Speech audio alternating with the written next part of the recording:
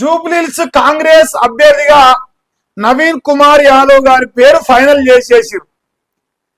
ఇది మీరు ఇక్కడ గమనిస్తే ఆయన ఓటర్ ఐడి కార్డులు పంచడానికి, ఈయనకు టికెట్ కన్ఫర్మ్ కావడానికి, ఎన్నికల సంఘం మూసుకొని పనడానికి, ఇదంతా హైదరాబాద్ జూబ్లీహిల్స్ ఓట్ చోరీ ట్రయాంగిల్ ఫైట్. ఇటు పోతే ఈయన నవీన్ కుమార్ యాదవ్ టికెట్ ఫైనల్ అయింది, ఇటు పోతే ఆయన నిన్న ఓటర్ ఐడి కార్డు పంచింది, ఇటు పోతే రేవంత్ రెడ్డి ముఖ్యమంత్రి, ఇటు పోతే ఎన్నికల సంఘం మూసుకొని పంటాను. దీని అంతా కథ ఇంకా కారణం ఏంటంటే జూబ్లీహిల్స్ ఎన్నికల అధికారులను మేనేజ్ చేసి రేవంత్ రెడ్డి ఓట్ చోరీ చేస్తుండు నవీన్ కుమార్ రూపంలో. ఇది నేను బేసరిగా ఆరోపణ చేస్తాను.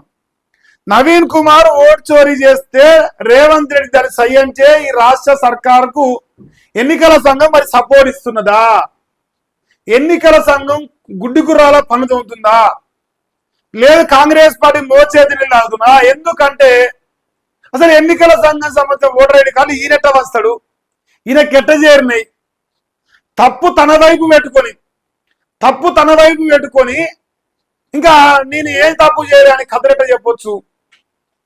సో ఈ రాష్ట్రంలో ప్రజలందరూ గమనిస్తారు. ఈయనకు టికెట్ ఇలా కన్ఫర్మ్ అయిపోయింది కాంగ్రెస్ పార్టీ నుంచి. అంజన్ కుమార్ యాదవ్ అని, ఇంకోటి కురేషో బొరేషో పేర్లు చాలా వచ్చినాయి. శ్రీశైల యాదవ్ కుమారుడు నవీన్ కుమార్ యాదవ్ ఫైనల్ అయింది. ఇక్కడ ట్విస్ట్ ఏంటంటే ఈ రాష్ట్రంలో మరి కాంగ్రెస్ పార్టీకి ఎంఐఎం పార్టీ మద్దతుగా ఉన్నది డే 1 నుంచి. అక్కడ ముస్లింల ఓట్లే మెజారిటీగా ఉన్నాయి, కానీ ఇక్కడ ముస్లింకి అవకాశం ఇవ్వలే కాంగ్రెస్ పార్టీ. ఎందుకంటే నవీన్ కుమార్ యాదవ్ గతంలో ఎంఐఎం పార్టీ నుంచి పోటీ చేసి ఓడిపోయాడు. అసదుద్దీన్ అక్బర్ ఇంటికి పోయి మరీ పోటీ చేయమని చెప్పారు. ఎందుకంటే వాళ్ళ ఆయనకున్న ఆ రౌడీ షీట్ బ్యాక్గ్రౌండ్ కావచ్చు, ఆ జూబ్లీహిల్స్ ఆయనకున్న పట్టు కావచ్చు, ఇంకోటి కావచ్చు, మంచి కథే ఉన్నది. సో దానివల్ల ఈయనకు అవకాశం ఇస్తే ముస్లిం మైనార్టీలు ఓట్లేస్తారు, అదే రకంగా హిందువులు కూడా ఓటేస్తారు.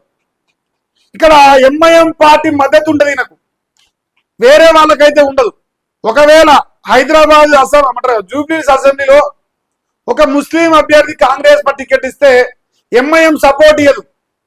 ఎందుకంటే హైదరాబాద్ గడ్డ మీద ఎంఐఎం పార్టీకి సంబంధించిన ముస్లిం నేతలే బాగుపడాలి, వేరే వాళ్ళకి ఇస్తే వాళ్ళు ఎదిగిపోతారు కదా. సో అందువల్ల వాళ్ళు అక్కడ అవకాశం కల్పించరు. ఇక ట్విస్ట్ ఏంటంటే ఈయన అసలు గెలుస్తానని ఒక హైప్ సృష్టిస్తుంది కాంగ్రెస్ పార్టీ. అయిపోయింది, నవీన్ కుమార్ యాదవ్ గెలిచేస్తాడు, 50,000 మెజార్టీతో గెలుస్తాడు అని ఒక కథ అల్లుతున్నారు. నేనేమంటున్నానంటే ఆయన తలకాయ కిందికి పెట్టి కాలు పైకి పెట్టి తలకిందులు తపస్సు చేసిన సరే ఆయనకి ఏ రకంగా వ్యతిరేకత ఉంది ఏంది అది నేను మాట్లాడా. ఆయన అసలు గెలిచింది లేదు చేసింది లేదు కాబట్టి ఆయనకి ఏం వ్యతిరేకత లేకపోవచ్చు. కాంగ్రెస్ పార్టీకి ఉన్న వ్యతిరేకత తనకు మూట కట్టుకున్నాడు. ఆయన ఎట్లా వస్తున్నంటే కాంగ్రెస్ పార్టీ బోనం ఎత్తుకొని వస్తాడు. ఎల్లమ్మ తల్లికి కాంగ్రెస్ పార్టీ బోనం ఎత్తుకొని వస్తాడు.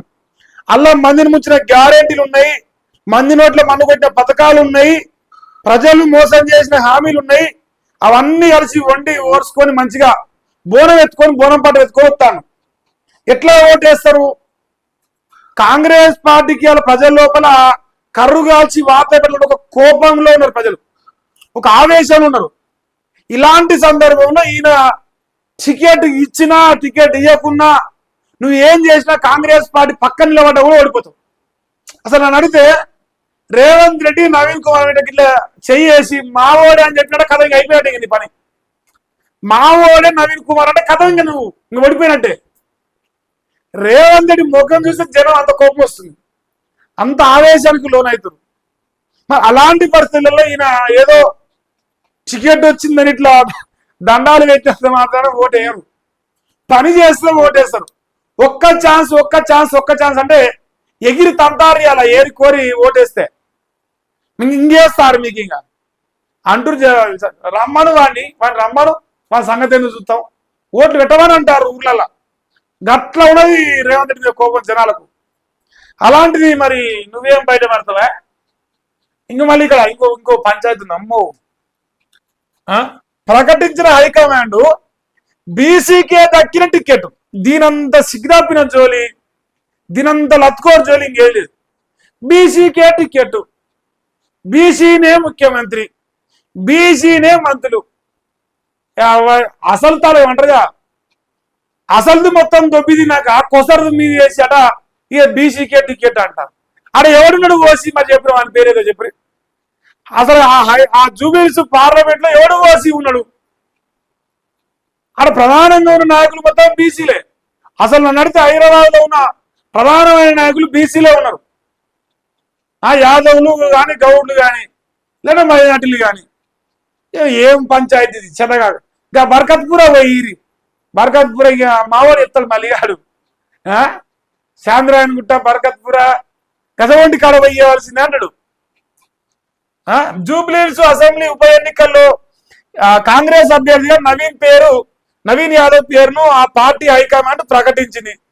ఏఐసిసి చీఫ్ మల్లికార్జున ఖర్గే ఆమోదంతో పేరును ఖరారు చేస్తున్నట్టు పార్టీ జాతీయ ప్రధాన కార్యదర్శి కేసీ వేణుగోపాల్ బుధవారం రాత్రి ప్రకటన విడుదల చేశారు. మంగళవారమే CM Revanth Reddy, PCC chief Mahesh Goud, party in-charge Meenakshi Natarajan zoom లో సమావేశమై నవీన్ యాదవ్ అభ్యర్థిత్వాన్ని బలపరుస్తూ ఏఐసిసికి సిఫార్సు చేశారు. రాష్ట్ర నాయకత్వం చేసే సిఫార్సును 24 గంటల్లోనే ఏఐసిసి ఆమోదించి కొన్ని రోజులుగా కొనసాగుతున్న ఉతుక అంటను తెర దించిందంట. ఏ ఉతుకంట లేదు, మీ కాంగ్రెస్ పార్టీలో ఉతుకంట. ఇప్పుడు ఆయన బొంతు రామ్మోహన్ నాయుడు, అంజన్ కుమార్ యాదవ్, ఇంకోలో ముస్లిం ఆయన, ఇప్పుడు అంతమందిని ఓదార్చాలి. ఇక ఓదార్సు యాత్రలు ఇలా పొద్దుగాలు ఏమన్నా పోతారు. ఇగో బొంతు రామోహన్ ఒక జరుగు ఏడకు, అంజన్ కుమార్ ఏడకు జర ఇట్లా ఈ పంచాయతీ చేస్తారు. ఈ బుజ్జగింపుల పర్వం ఇలా చూదురు ఇంకా మరి ఆదిరి అది కూడా జరుగుతుంది. ఇవాళ జరగబోయేది మొత్తం అదే. ఊకోరు నాయన జర దయచేసి దండం పెడతాం అని చెప్పేసి బట్లాడతారు. ఇక